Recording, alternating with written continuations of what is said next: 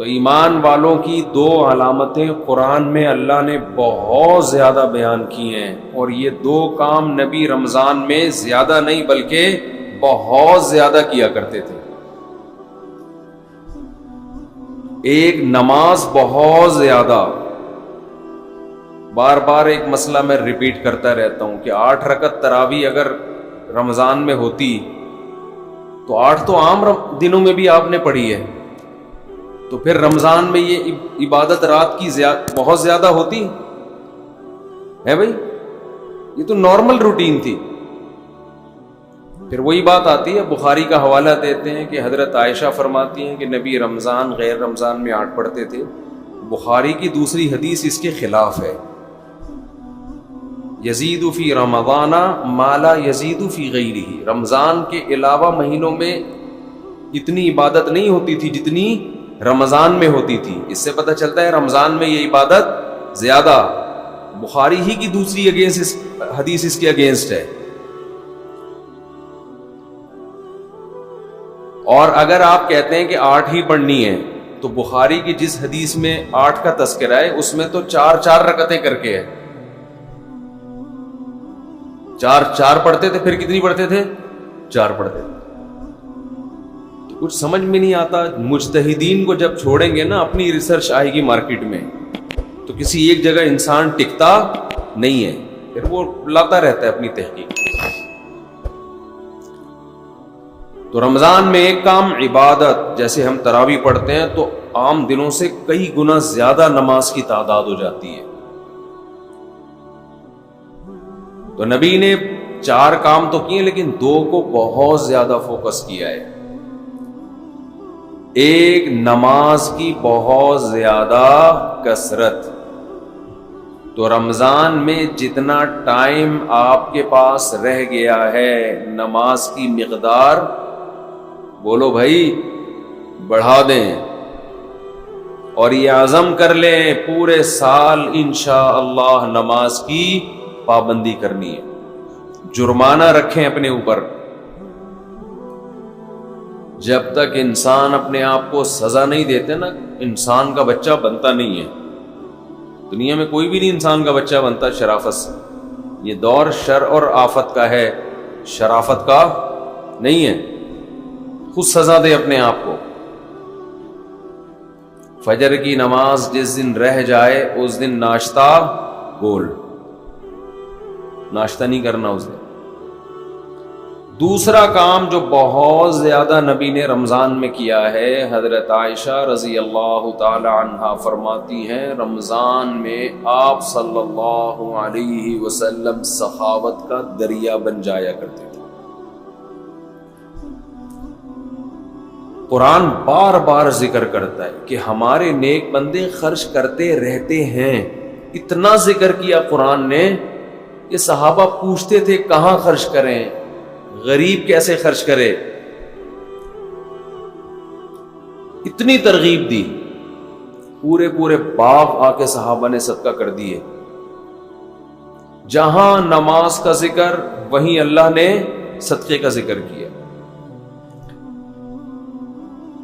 ماہرین معیشت اگر یہ آیتیں دیکھیں تو وہ شاید یہ سوچیں کہ صدقے کا تذکرہ اللہ قرآن میں اس لیے ذکر کرتا ہے تاکہ دنیا سے غربت کا خاتمہ ہو جائے، اکنامکلی مسلمان قوم مضبوط ہو جائے۔ سمجھ لیں بھائی، یہی وجہ ہوگی نا، تاکہ سب دیں اور معیشت میں اعتدال پیدا ہو جائے۔ یہ وجہ دوسرے نمبر پر ہے، اصل وجہ یہ نہیں ہے۔ سمجھ رہے ہو کہ نہیں سمجھ رہے؟ یہ اصل وجہ بولو نہیں ہے۔ اصل وجہ یہ ہے کہ انسان اور بندے کا جو اللہ اور بندے کا جو تعلق ہے نا، اللہ چاہتے ہیں تم یہ ثابت کرو اپنے عمل سے کہ تمہارا مجھ پر ایمان ہے اور تمہیں یقین ہے کہ ایک دن تمہاری مجھ سے ملاقات ہونے والی ہے، اور تم دنیا کو مسافر خانہ سمجھتے ہو اور تم دنیا سے دل نہیں لگاتے ہو۔ اس کے لیے جب تک روکڑا خرچ نہیں کرو گے مجھے یقین نہیں آئے گا۔ بہت مشکل ہے باس. اس کے لیے جب تک روکڑا خرچ نہیں ہوگا, اللہ کہتے ہیں مجھے تمہارے دعووں پر یقین نہیں آئے گا. اس کی مثال دیتا ہوں میں. ایک کروڑ پتی تاجر آپ کے پاس آیا اور کہنے لگا کہ ایک پلاٹ بک رہا ہے, خرید لے, انویسٹ کر لے, پیسے نہیں ہیں ادھار لے کے ڈال دے. 1 کروڑ کا لے گا, میں تجھے قسم اٹھا کے کہتا ہوں 1 مہینے میں 30-40 لاکھ اس کی قیمت بڑھ جائے گی. پھر نہ بولنا کہ سودا ہاتھ سے نکل گیا. اس کی جگہ جب میں ہوں گا تو میں اسے مشورہ دوں گا, اگر تجھے اتنا ہی یقین ہے کہ یہ 1 مہینے میں 1 کروڑ سے 1 کروڑ 50 لاکھ کا ہو جائے گا تو اپنے پیسے لگا دے. کیا خیال ہے وہ؟ اب وہ جواب میں ای آ چوں چاں چیں چوں کرنے لگے. اس کا مطلب اس کو یقین بولو نہیں. اس کو کسی نے یہ پلاٹ آپ کو پہنانے کا حکم دیا ہے, اس کا کمیشن ہے کہ یار اس کو پہنا دے, یہ سبزی والے بھی اس سے پیسے لے کے بھاگے ہوئے اور پتہ نہیں کون کون یہ خرید لے گا. جس کو یقین ہوتا ہے وہ اپنا سودا جانے دیتا ہے. بعض لوگ کیا کرتے ہیں کہ ہم اسٹیٹ ایجنٹ کو پیسے دیں گے کہ پلاٹ خریدو اور بیچو, تو دے دیں, بہت اچھی بات ہے. لیکن عام طور پہ اسٹیٹ ایجنٹ کیا کرتے ہیں, اور بہت صحیح کرتے ہیں وہ, کیونکہ ان کی جگہ آپ ہوتے تو آپ بھی یہی کر رہے ہوتے.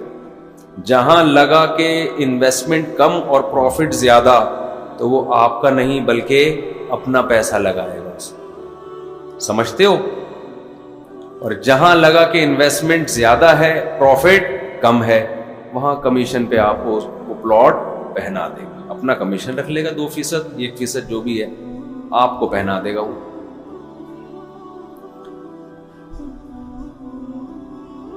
سارے نہیں ہوتے لیکن ہم اکثر ایسا ہی ہو رہا ہوتا ہے. جب آپ خود اس کی جگہ ہوتے تو یہی کر رہے ہوتے تو پھر خود سوچ لو, پھر اس میں کون سی ایسی گھبرانے کی بات ہے. وہ کیوں لگائے گا آپ کے پیسے؟ جہاں انسان کو یقین ہوتا ہے کہ یہ مجھے ملنے والا ہے 100% پروفٹ, وہاں کس کا پیسہ لگاتا ہے؟ اپنا. اور جہاں خطرہ ہوتا ہے وہاں کس کا لگاتا ہے؟ دوسروں سے پیسے لے کے لگاتا ہے. سر ایک بڑا اچھا پروجیکٹ آیا ہوا ہے, بہت بہترین پروجیکٹ ہے, آپ لگا لیں اس میں پیسے. اللہ تعالیٰ یہ دیکھنے کے لیے کہ یہ مجھ پہ یقین رکھتے ہیں کہ نہیں رکھتے ہیں, یہ مجھے رزاق جو کہتے ہیں کہ میں روزی دیتا ہوں, یہ خالی پیلی کے نعرے ہیں, ہوائی باتیں ہیں, یا یہ مانتے ہیں کہ رزق کس کے ہاتھ میں ہے؟ میرے ہاتھ میں. ان کو یقین ہے کہ ایک دن قیامت قائم ہوگی جس دن اپنے گناہوں کے بوجھ تلے یہ دبے ہوئے ہوں گے, اور اس دن ان کو پتا ہے کہ اگر انہوں نے صدقہ خیرات کیا ہوگا تو اللہ کا غضب اس صدقے کی برکت سے ٹھنڈا ہوگا. ان کو اگر یقین ہے تو یہ پیسہ خرچ کیوں نہیں کرتے؟ سمجھ میں آ رہی ہے بات کہ نہیں آ رہی ہے؟ اور خرچ کا مطلب ٹرائی کرنے کے لیے خرچ کیا جاتا ہے. دیکھو, جس بزنس میں پروفٹ کا آپ کو یقین نہ ہو, امکان ہو, انویسٹمنٹ وہاں بھی کر دیتے ہو, مگر بڑی انویسٹمنٹ بولو نہیں کرتے. ٹرائی یار, ایک فائل لے کے ڈال دے یار,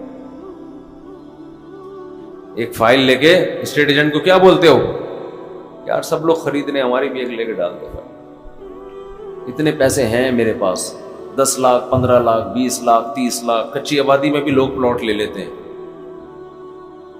سوچو 10 20 لاکھ کے انویسٹمنٹ تو کچی آبادی میں کر رہے ہیں.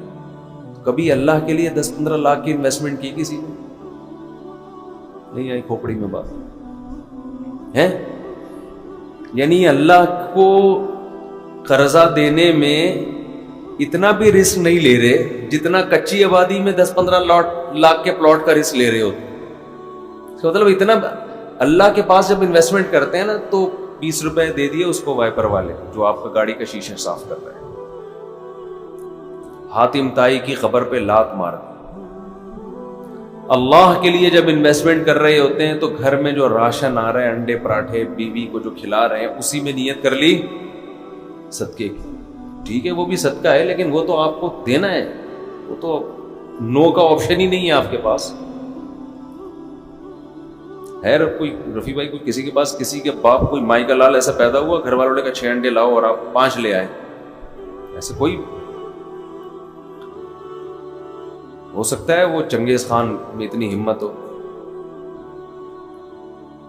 تو اللہ یہ دیکھنے کے لیے کہ مجھ پر ایمان رکھتا بھی ہے کہ نہیں رکھتا, تو اللہ ہم سے کیا مانگتے ہیں؟ پیسہ مانگتے ہیں. اس لیے نہیں کہ اکانومک ملک کی بحال ہو جائے, غربت کا خاتمہ ہو جائے. غربت کے خاتمے کے لیے اگر صدقے کا حکم ہوتا تو غریب کو صدقے کا حکم کیوں ہوتا کہ وہ بھی کرے صدقہ؟ ہے بھائی, اسلام تو غریب کو بھی کہتا ہے اتقوا النار ولو بشق تمرۃ. غریب کو حکم دیا جہنم کی آگ سے بچو, صدقہ کرو. غریب کہے گا, خاص طور پہ صحابہ کے زمانے کے غریب تو ایسے غریب تھے کہ ایک ازار ہے ٹوٹل ملکیت, اوپر پہننے کی قمیض بھی نہیں ہے. یہ ایسے ایسے غریب جو آج کل آپ کو ملیں گے نہیں. اتنے غریب صحابی کو حکم دیا جا رہا ہے کیا کرو؟ صدقہ کرو, تاکہ اللہ کے غضب سے حفاظت ہو. وہ پوچھیں گے کیسے صدقہ کریں؟ آپ نے فرمایا شق تمرہ, کھجور آدھی توڑو, آدھی خود کھاؤ, آدھی کسی اور کو کھلا دو, صدقہ کر دو کسی. کیا اس سے غربت اکنامکلی قوم مضبوط ہو جائے گی؟ ہے بھائی, آدھی کھجور وہ کسی کو دیں گے, کیا معیشت بحال ہو جائے گی قوم کی؟ تو خوب سمجھ لو, زکوٰۃ صدقہ خیرات کا بنیادی مقصد قوم کو معاشی لحاظ سے مضبوط کرنا نہیں ہے. یہ اس کی ایک حکمت ہے. نتیجہ نکلے گا کہ قوم معاشی لحاظ سے مضبوط ہوگی, غربت کا خاتمہ ہوگا. نتائج میں یہ بات داخل ہے. آپ کو جو حکم دیا جا رہا ہے وہ اس لیے نہیں, بلکہ وہ آپ کا خدا سے تعلق کتنا ہے, آپ اس پر ایمان رکھتے ہو, آپ اپنے آپ کو اس کا غلام سمجھتے ہو کہ نہیں سمجھتے, آپ کو اس کے وعدوں پر یقین ہے. من ذا الذی یقرض اللہ قرضا حسنا, اللہ کہتے ہیں کون ہے مجھے قرضے دے, قرضہ دو, قرضہ, اور میں سود لگا کے دوں گا, واپس بڑھا کے دوں گا.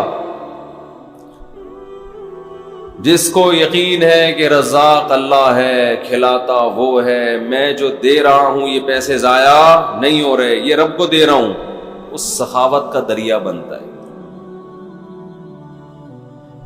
اور جس کو یقین ہی نہیں ہے وہ ہر وقت نوٹ بیٹھ کے گنتا رہے, کمیٹیاں ڈال ڈال کے اور گھسیٹ رہے, کمیٹیاں ڈال ڈال کے, پیٹ کاٹ کاٹ کے کمیٹیاں ڈالی ہوئی ہیں.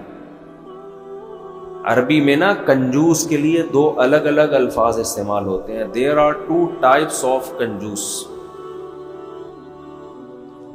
ایک کو بخیل کہتے ہیں اور ایک کو شحیح. شحیح شین اور حلوے والی ہا اور یا اور پھر حلوے والی ہا.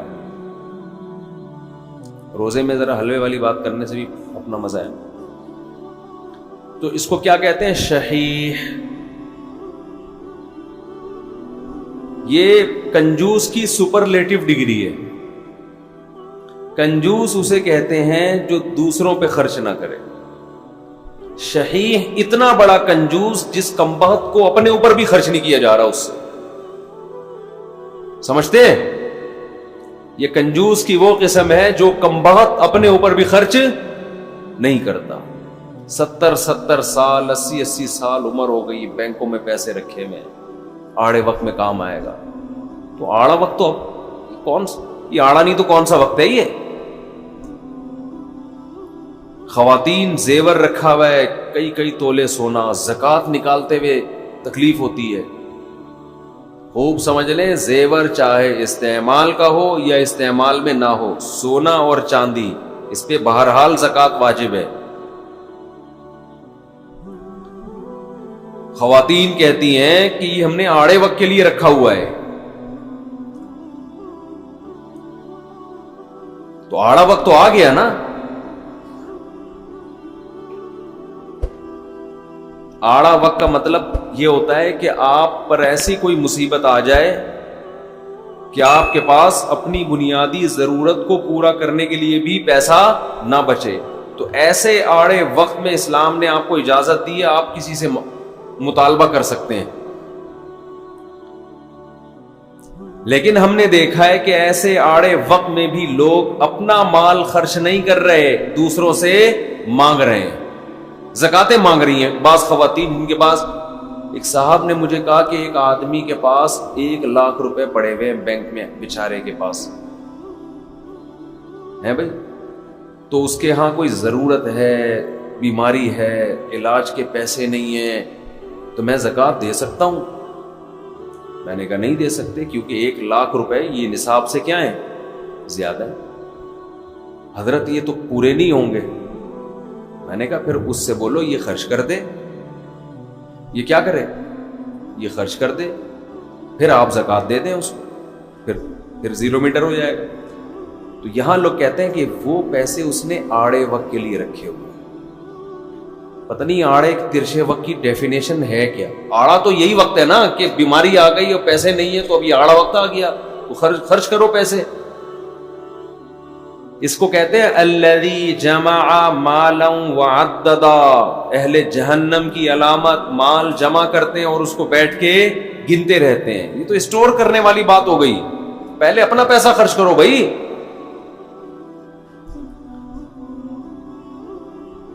تو اللہ نے جو ہمیں مال خرچ کرنے کا حکم دیا وہ اللہ اور بندے کے تعلق کی وجہ سے. دیکھو جب آپ کو کسی سے محبت ہوتی ہے تو محبوب پر پیسہ اس کی ضرورت کی وجہ سے خرچ نہیں کیا جاتا, بلکہ اپنا اور محبوب کا تعلق ثابت کرنے کے لیے اس کے ثبوت کے طور پہ پیسہ خرچ کیا جاتا ہے. آپ کی شادی ہو گئی کسی مالدار گھرانے میں, لڑکی بڑی لینڈ لارڈ, مہر کی بات ہوئی, آپ نے کہا 10,000 ڈال دو ایک شریف بس وہ پوری کرنے کے لیے. منہ دکھائی پہ کیا دیں گے, آپ نے کہا دعائیں اور سلام پیش کروں گا آپ کی خدمت, دعائیں لے کر آؤں. ولیمے میں کیا کریں گے, ولیمے کی کیا ضرورت ہے, ڈیفینس میں سب کھاتے پیتے لوگ ہیں بھائی, سب کیا ہیں, کھاتے پیتے لوگ ہیں. سالے بھی جو آپ کے ہوں گے سارے کھاتے پیتے ہیں, روزانہ کھاتے پیتے ماشاءاللہ. تو میں کیا بولے بھائی, گفٹ میں کیا دو گے بیگم کو, گفٹ کی ضرورت کیا ہے, کروڑ پتی باپ کی بیٹی ہے بھائی, کروڑ پتی باپ کی بیٹی ہے, سب کچھ اللہ کا دیا ہے, تو گفٹ کا کیا کرنا ہے. وہ رشتہ دے دیں گے, بولو نا, بولیں گے تو کیا کرنے آیا, تو کیسے ثابت کرے گا کہ تجھے بھی محبت ہے بھائی. ہمیں ضرورت نہیں ہے, لیکن ہمیں اس پیسوں کی ہمیں ضرورت نہیں ہے, لیکن ہمیں اس بات کی ضرورت ہے کہ تو یہ ثابت کر کے تو اس شادی پہ خوش ہے اور تو محبت کرتا ہے, تو عزت دیتا ہے رشتہ داروں کو, سسرالیوں کو.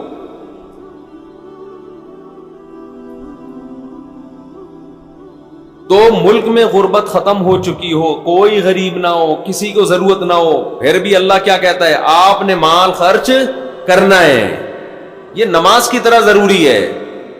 اہل ایمان کی علامات میں سے وہ تلاش کرتے رہتے ہیں اللہ کو خوش کرنے کے لیے پیسہ نکالنا ہے, پیسہ. اب آپ ڈرے ہوئے ہوں گے مفتی صاحب اب مانگیں گے چندہ ٹائٹ والا.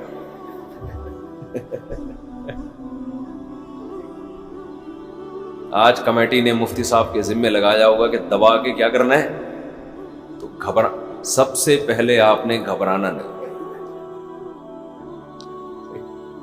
میرا کوئی چندہ مانگنے کا پروگرام نہیں ہے.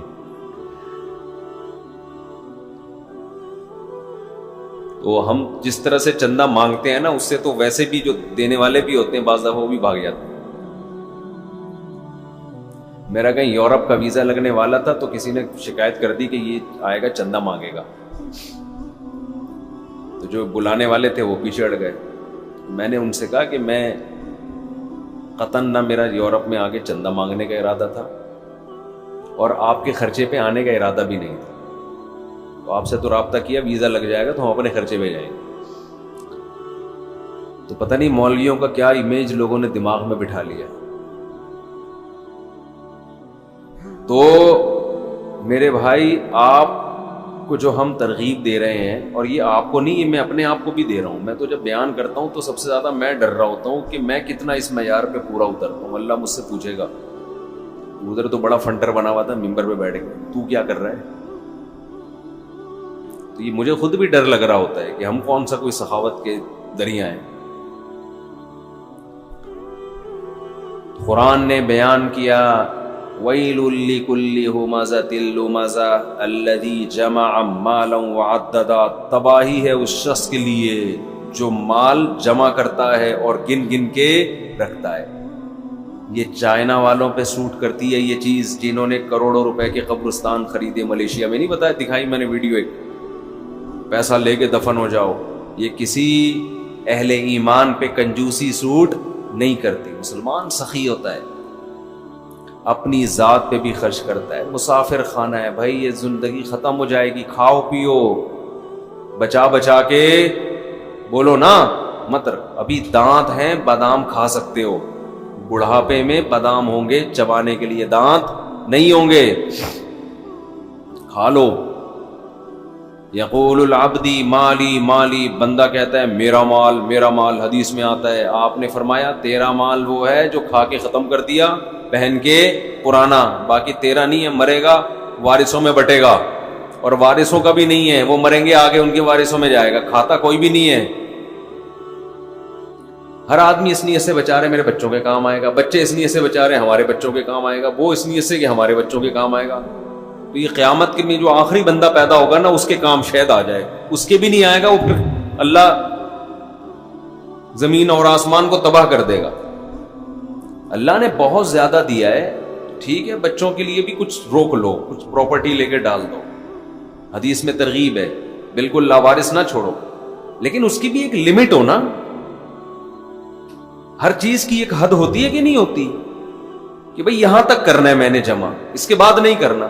ہمارے ہاں کوئی حد ہی نہیں ہے، کتنا جمع کرنا ہے، بس جتنا ہو جائے جتنا ہو جائے جتنا ہو جائے تو کرتے چلے جاؤ. پھر تو نہ خود کھا سکو گے نہ دوسروں کو کھلا سکتے ہو.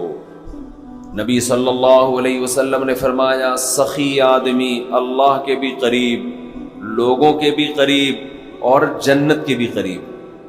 قریب من اللہ، قریب من الناس، قریب من الجنہ، بعید من النار. جہنم سے دور ہوتا ہے. جہنم کو سخی لوگوں سے بہت نفرت ہے، بہت نفرت. جہنم کو محبت ہے کنجوسوں سے.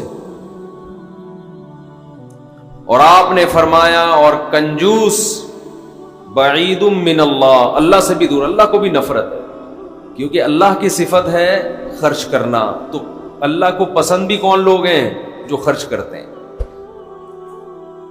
بعید من اللہ بعید من الناس، فرمایا کنجوس آدمی لوگوں سے بھی دور، لوگ بھی نفرت کرتے ہیں.